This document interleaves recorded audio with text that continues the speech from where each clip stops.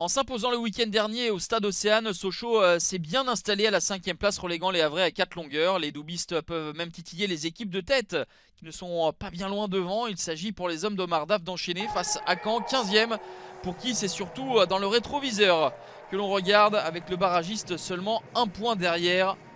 Les Canets ont remporté seulement 2 de leurs 15 derniers matchs.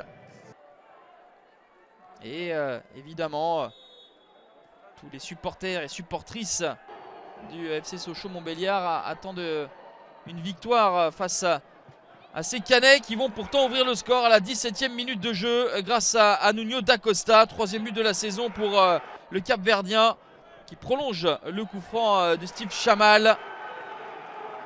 Très belle entrée en matière des Canets qui pourtant ont eu un déplacement un peu mouvementé. Ils n'ont pas pu atterrir à Sochaux.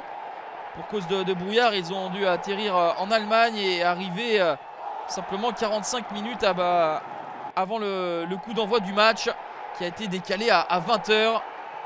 La réaction d'Aldo Kalulu, lancé en profondeur, qui parvient à lober Ryu sorti à sa rencontre.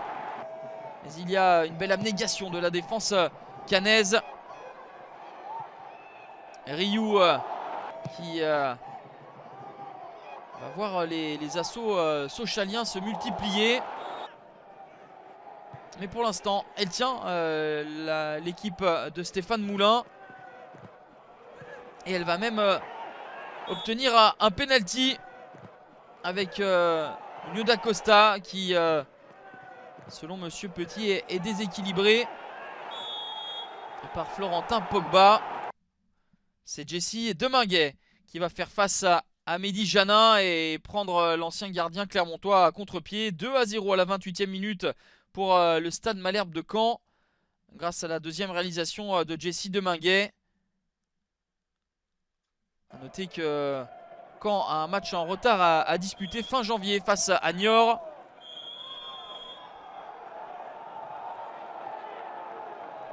Et Da Costa qui comme d'un carton jaune dans cette première période. Sochaux qui espère à son tour obtenir un penalty pour cette charge sur Kitala, mais l'attaquant sochalien sera averti pour une simulation. 2-0, c'est le score à la pause en faveur de Caen. C'est une petite surprise de voir Sochaux, équipe de haut de tableau, malmenée par l'équipe qui joue sa survie en Ligue 2 BKT. Mais il faut remettre dans le contexte que c'est une équipe canaise qui n'a perdu aucun de ses 7 derniers déplacements. Un succès et 6 nuls. Mais très vite, à la 52e, Aldo Kalulu va réduire l'écart à 2-1 et marquer son 6e but de la saison.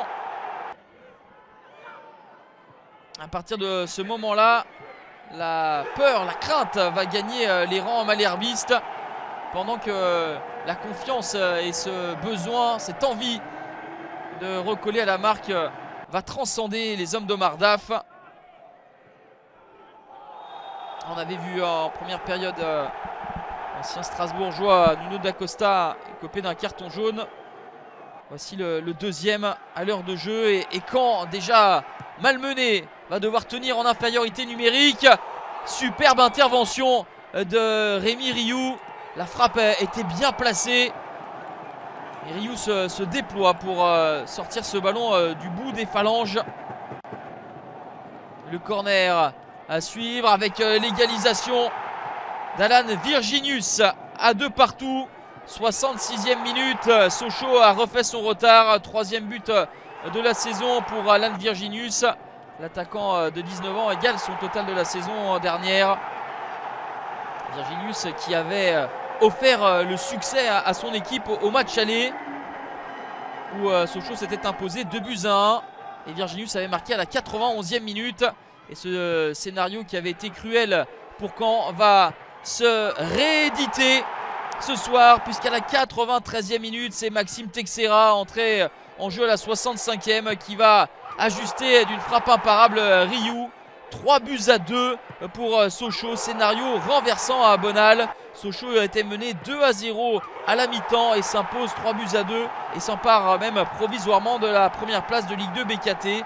Cruel dénouement pour Caen, 15e, qui n'a gagné que 2 de ses 16 derniers matchs et qui reste toujours en danger pour le maintien.